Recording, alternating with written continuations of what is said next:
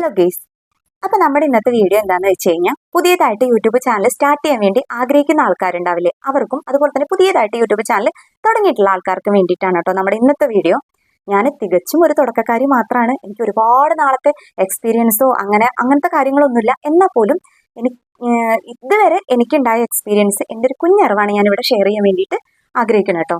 അപ്പോൾ പുതിയതായിട്ട് YouTube channel start ചെയ്യുന്ന ആൾക്കാരുണ്ടാവില്ലേ അവർക്ക് നമുക്ക് പ്രധാനമായിട്ട് നമുക്ക് വേണ്ട ഒരു കാര്യം എന്താണെന്ന് വെച്ച് കഴിഞ്ഞാൽ നമ്മുടെ മൈൻഡ് സെറ്റ് ആയിരിക്കും. നമ്മുടെ മൈൻഡ് കംപ്ലീറ്റ്ലി ഓക്കെ ആയിരിക്കും നമ്മൾ വീഡിയോസ് ഇടുന്ന ടൈമിലാണെങ്കിലും എപ്പോഴാണെങ്കിലും. അതായത് ചിലപ്പോൾ നമ്മൾ ഷോർട്സോ അല്ലെങ്കിൽ വീഡിയോസ് ഒക്കെ ഇടുമ്പോൾ ചിലപ്പോൾ ഒരുപാട് പേര് കളിയാക്കിയെന്ന് വരാം. ചിലപ്പോൾ നിന്നെ കൊണ്ടൊന്നും ആവില്ല അങ്ങനെയൊക്കെ പറഞ്ഞിരുന്ന് വരാം. ചിലപ്പോൾ 2-3 വീഡിയോസ് ഒക്കെ ഇട്ടിട്ട് ചിലപ്പോൾ നമ്മുടെ മൈൻഡ് ആകെ സാഡായിട്ട് അയ്യോ അവർ കളിയാക്കുന്നല്ലോ എന്നൊക്കെ വെച്ചിട്ട് നമ്മൾ സ്റ്റോപ്പ് ചെയ്യാനുള്ള ചാൻസ് ഉണ്ട്. അപ്പം അതിൻ്റെ ഒന്നും ആവശ്യമില്ല. എന്താണെന്ന് വെച്ച് കഴിഞ്ഞാൽ നമ്മുടെ ഫോണ്, നമ്മുടെ ഇന്റർനെറ്റ്, നമ്മുടെ വീഡിയോ, നമ്മൾ ഇതിന് ഇൻവെസ്റ്റ് ചെയ്യുന്ന ടൈം അത്ര ആലോചിച്ചാൽ മതി. ബാക്കിയുള്ളവരൊന്നും പറയണമെന്നും നമ്മൾ മൈൻഡിൽ എടുക്കാതിരിക്കാം, അത്രയേ ഉള്ളൂ.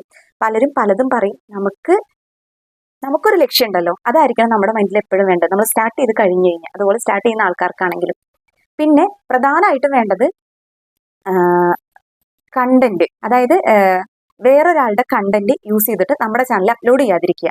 അതാണ് നമുക്ക് മെയിനായിട്ട് ചെയ്യാൻ പറ്റുന്ന ഒരു കാര്യം. എന്താണെന്ന് വെച്ച് കഴിഞ്ഞാൽ വേറൊരാളുടെ കണ്ടന്റ് എടുത്ത് നമ്മുടെ യൂട്യൂബ് ചാനൽ അപ്ലോഡ് ചെയ്ത് കഴിഞ്ഞാൽ നമുക്കത് കോപ്പിറൈറ്റ് കിട്ടാനുള്ള ഒരു ചാൻസ് ഉണ്ട്. കോപ്പിറൈറ്റ് കിട്ടിക്കഴിഞ്ഞാൽ പിന്നെ ആ ഒരു വീഡിയോ നമ്മുടെ ചാനലിൽ അവരെടുക്കത്തില്ല. പിന്നെ അതുകൊണ്ട് നമുക്കൊരു യൂസിങ്ങും ഉണ്ടാവില്ല. ചിലപ്പോൾ നമ്മുടെ വീഡിയോ നമ്മുടെ ചാനൽ തന്നെ അവർ ബാൻ ചെയ്യാനും അങ്ങനെയൊക്കെയുള്ള ഒരു സിറ്റുവേഷൻസ് ഉണ്ട്. അതുകൊണ്ട് മെയിനായിട്ടും അത് ഒഴിവാക്കുക.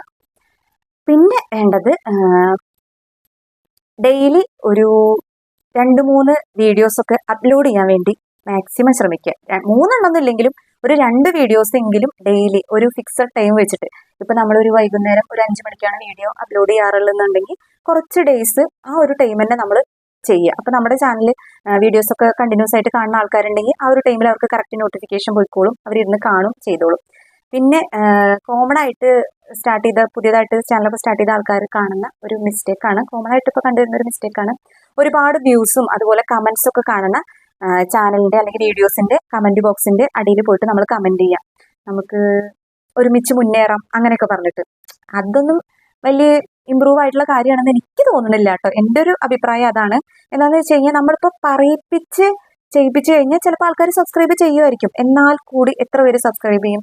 ഒരു 5-10 പേര്. നമ്മളൊരു 15 പേരോട് പറയുകയാണെങ്കിൽ ഒരു 2-3 അല്ലെങ്കിൽ 5-10 പേര് സബ്സ്ക്രൈബ് ചെയ്തെന്ന് വെച്ചും ചെയ്യുമായിരിക്കും. പക്ഷെ അവര് നമ്മളെ നിർബന്ധിച്ചുകൊണ്ട് മാത്രം സബ്സ്ക്രൈബ് ചെയ്യണം.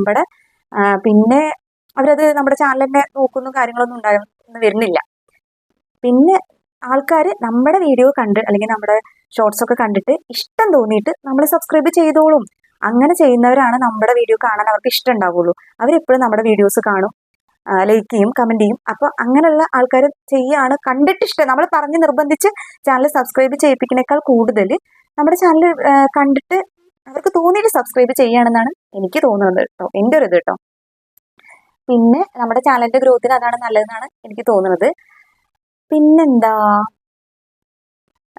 ഈ 1000 സബ്സ്ക്രൈബേഴ്സ് ആവണം എന്ന് പറഞ്ഞ് നമ്മൾ ജീവൻ കളയേണ്ട ആവശ്യമൊന്നുമില്ല. നമുക്ക് 1000 സബ്സ്ക്രൈബേഴ്സ് മാത്രം ആയാൽ പോരാ മോണിറ്റൈസേഷന് വേറൊരു ഘട്ടം കൂടി ഉണ്ട്. അതായത് 365 ദിവസത്തിന്റെ ഉള്ളിൽ നമുക്ക് 4000 വാച്ചവേഴ്സ് കംപ്ലീറ്റ് ആക്കണം. അത് അറിയാത്ത ആൾക്കാർ ഇപ്പോഴും ഉണ്ട് കേട്ടോ. അതുകൊണ്ടാണ് ഞാനിത് പറയുന്നത്. 365 ദിവസത്തിന്റെ ഉള്ളിൽ 4000 വാച്ചവേഴ്സും കംപ്ലീറ്റ് ആക്കണം. അതുപോലെ തന്നെ 100 ലക്ഷം, അതായത് 1M ഷോർട്ട് വ്യൂസ് ഉണ്ടായിരിക്കണം നമുക്ക് 90 ദിവസത്തിന്റെ ഉള്ളിൽ. ഇത് 2 എണ്ണത്തിലത്തെ ഏതെങ്കിലും ഒരെണ്ണം കൂടി നമുക്ക് കംപ്ലീറ്റ് ആയി കഴിഞ്ഞാൽ മാത്രമാണ് നമുക്ക് മോണിറ്റൈസേഷൻ ആവുള്ളൂ.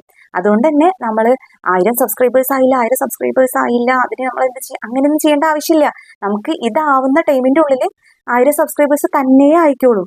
നമ്മൾ ഷോർട്സ് എന്ന് വെച്ച് കഴിഞ്ഞാൽ ചുമ്മാ ഒരു വീഡിയോ എടുത്തിടല്ല, നമുക്ക് എന്തെങ്കിലും ആൾക്കാർക്ക് കണ്ടിരിക്കാൻ ഇൻട്രസ്റ്റ് തോന്നുന്ന വിധത്തിൽ എന്തെങ്കിലും കോമൺ ആയിട്ട് നമ്മൾ വീട്ടിൽ ചെയ്യുന്ന കാര്യങ്ങളോ അങ്ങനെ എന്തെങ്കിലും ചെയ്താൽ മതി.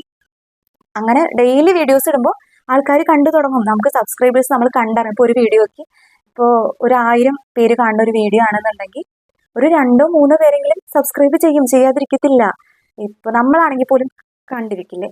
പിന്നെ നമുക്ക് എന്താണെന്ന് വെച്ച് കഴിഞ്ഞാൽ കൂടുതലും ക്ലാരിറ്റി ഉള്ള വീഡിയോസ് എടുക്കാൻ വേണ്ടി ശ്രമിക്കട്ടെ. അപ്പോൾ നമ്മളാണെങ്കിൽ പോലും നമ്മളൊരു വീഡിയോ കാണുകയാണെന്നുണ്ടെങ്കിൽ ക്ലാരിറ്റി ഇല്ലാത്ത വീഡിയോ നമ്മൾ സ്കിപ്പ് ചെയ്ത് പോകുമല്ലോ. ക്ലാരിറ്റി ഉള്ളത് തന്നെയാണല്ലോ കാണുക. അപ്പോൾ അത് മാക്സിമം നോക്കുക.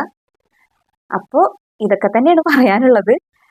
അപ്പോൾ വീഡിയോ ഇഷ്ടപ്പെട്ട് കഴിഞ്ഞാൽ എല്ലാവരും ചാനൽ മറക്കാതെ സബ്സ്ക്രൈബ് ചെയ്യുക. താങ്ക്